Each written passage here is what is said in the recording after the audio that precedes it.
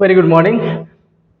एक और notification Canara bank का बहुत ही शानदार नंबर ऑफ सीट्स उन्होंने इस बार दिए हैं। 3500 जैसा आपको दिख रहा होगा। कैनरा बैंक अप्रेंटिस रिक्रूटमेंट 2025 सारी डिटेल्स मैं इसमें बताने वाला हूँ आपको कि क्या क्राइटेरिया जो होगा सिलेक्शन का, कितनी सीटें हैं, किस स्टेट में मेजॉरिटी सीटें कहाँ दी गई है, इसके अलावा क्या एज क्राइटेरिया, क्या fees, every details I am going to give you. मैं उससे पहले मैं आपको ये बताना चाहता हूँ कि ये जो जॉब है ना, ये ज़्यादातर उन लोगों के लिए है जो अपने शहर, अपने अपने अपने स्टेट या डिस्ट्रिक्ट में रह के काम करना चाहते हैं, और जो प्रॉपर कंपटीशन है बैंकिंग में जॉब करने का, या तो उसमें जाने की कंडीशन उनकी नहीं है ड्यू टू एनी रीजन, या फिर वो जाना नहीं चाहते, तो आप इस वाले डेजिग्नेशन के लिए फॉर्म फिल करके डायरेक्टली इसमें बहाली करा सकते हो। और एक बहुत शानदार चीज़ है इसके अंदर जो मैं बताने वाला हूँ, बहुत ही ज़्यादा शानदार है सिलेक्शन प्रोसेस में, लेकिन उसके लिए थोड़ा सा वेट करना पड़ेगा, वो मैं बताने वाला हूँ जब अपन आएंगे प्रोसीजर पे तब। चलिए, सबसे पहले तो कैनरा बैंक है।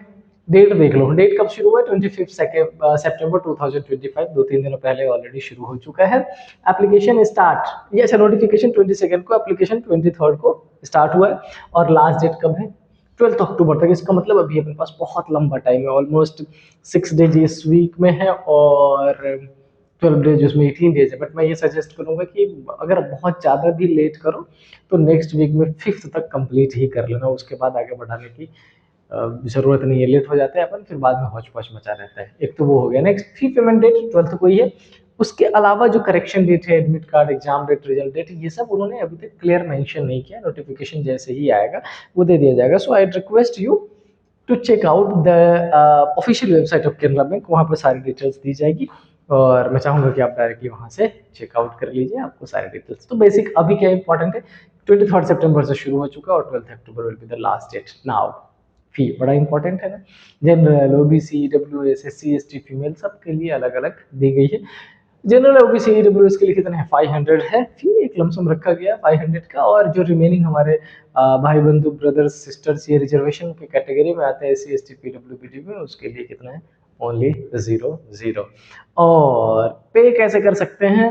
तो there are various ways, credit card, debit card, net banking, pay offline through e challans and all that, there are different ways आप इसे पे कर सकते हो। नेक्स्ट एज क्राइटेरिया देख लो। सबसे पहले देखना ये एज क्राइटेरिया उन्होंने 1 सितंबर 2025 को मांगा है। मतलब आपकी एज 1 सितंबर 2025 को उतनी होनी चाहिए जितनी ये डिमांड कर रहे हैं। तो क्या डिमांड कर रहे हैं? Minimum age 20 years and maximum age 28 years, मतलब 20 से 28 के बीच में होना चाहिए इनका, वो ध्यान रखिएगा आप। Next eligibility. अच्छा हाँ, एज में मैं दोबारा रिपीट कर देता हूँ कि आप एज का कैलकुलेशन करेंगे 1 सितंबर 2025 के रिस्पेक्ट में, right. Eligibility, bachelor degree or equivalent eligibility from any recognized university body। मतलब सिंपल सी बात है कि ग्रेजुएशन होना जरूरी है।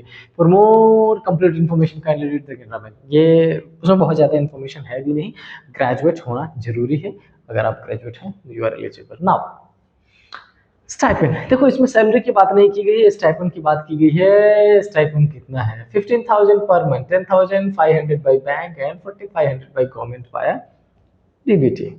ठीक है, डायरेक्ट बैलेंस ट्रांसफर, ये होता है क्या? शायद yes.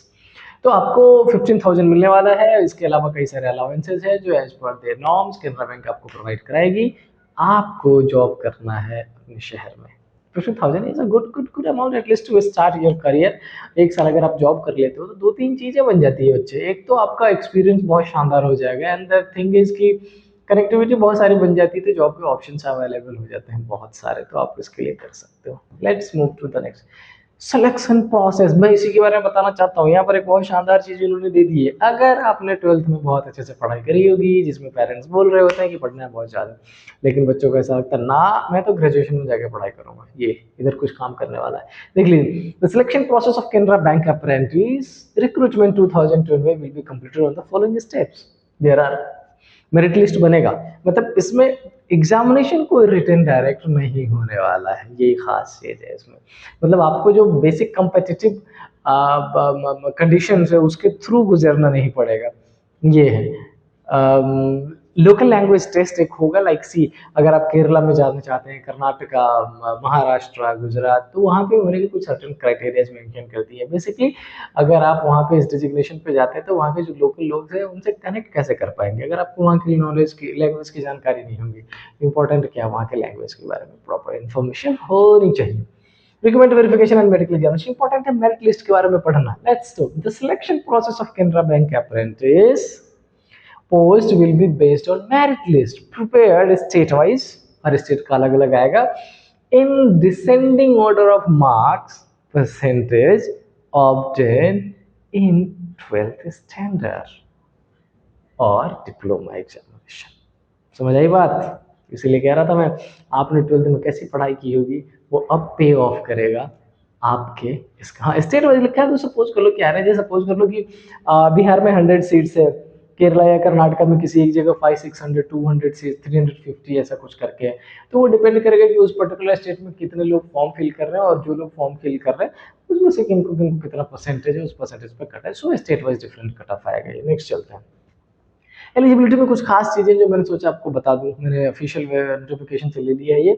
The merit list of those candidate who have applied will be prepared state wise in descending order, यही ऊपर लाइन गिवन था। दूसरा क्या लिखा है, in case more than one candidate is having the same percentage, like बहुत सारे बच्चों के सपोज कर लो किसी के 80% है, 2 3 4 5 बच्चों के 80 आ गए percentage, such candidates will be ranked according to their age in descending order in the merit, वो एज के हिसाब से उनको कंसीडर कर लिया जाएगा।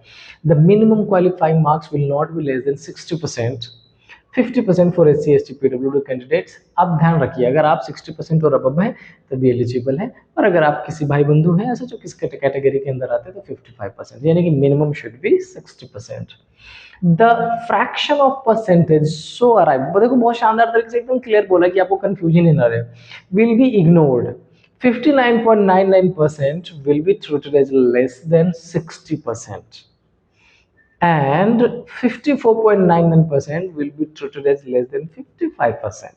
कई सारे टाइम बच्चों को ऐसा लगता है कि मेरा तो 56.5 से ऊपर 56.6 है, तो मैं एग्रीगेट वैल्यू मैथ्स पढ़ रखा है मैंने, मैं हाफ पॉइंट से ऊपर वाले को नेक्स्ट नंबर में काउंट कर दूंगा।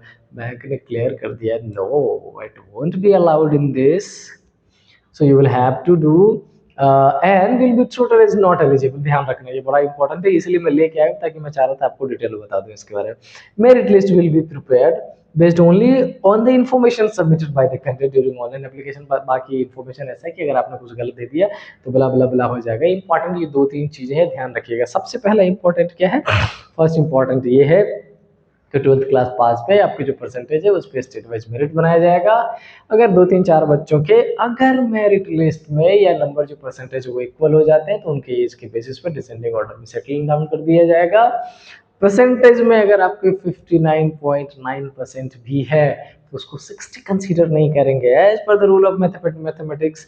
आप कहोगे सर करना चाहिए, बट इट इज नॉट, इसी वो नहीं कंसीडर कर रहे हैं तो आपको लेस देन 60% कंसीडर किया जाएगा। ध्यान रखिएगा, आपको परसेंटेज 60 और 60 अबव होना चाहिए एलिजिबिलिटी के लिए।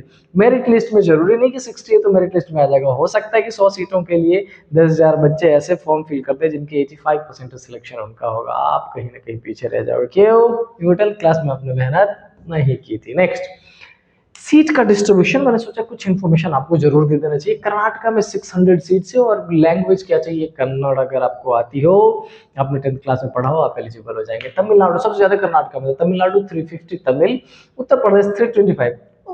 Mark the language, Hindi and Urdu both. Maharashtra 200 Marathi, Kerala 200 Malayalam, Andhra Pradesh 200 Telugu and Urdu. If you are good at Urdu you can.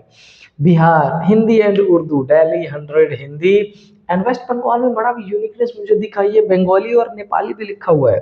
खैर चलो, it's okay. Their criteria is that, so you need to be आप अगर ये कंप्लीट करते हैं तो एलिजिबल है। क्या इसके बाद और भी कोई स्लाइड है? No, this one is the last slide. So ये था कैनरा बैंक में अप्रेंटिस का प्रॉपर नोटिफिकेशन, जिसमें मैंने आपको बता दिया number of seats as per state, cut off कैसा रहेगा, मेरिट लिस्ट कैसी होगी, कैसे बनेगी मेरिट लिस्ट, परसेंटेज कैसे कैलकुलेट किया जाएगा, एज कितनी होनी चाहिए, एज कब से कैलकुलेट किया जाएगा, स्टाइफन क्या मिलेगा, अदर क्या अलाउंसेस होंगे, सारी चीजें अब सारी चीज़ें आपके फॉर्म फिलिंग के ऊपर से, go for it, form fill करिए, जॉब लीजिए। हाँ, इस वीडियो में अगर आपको चीज़ें ठीक लग रही हो तो इसको शेयर जरूर करें और पॉसिबल तो सब्सक्राइब कर दीजिएगा, मोटिवेशन बना रहता है। Right, so till then stay happy, जय हिंद।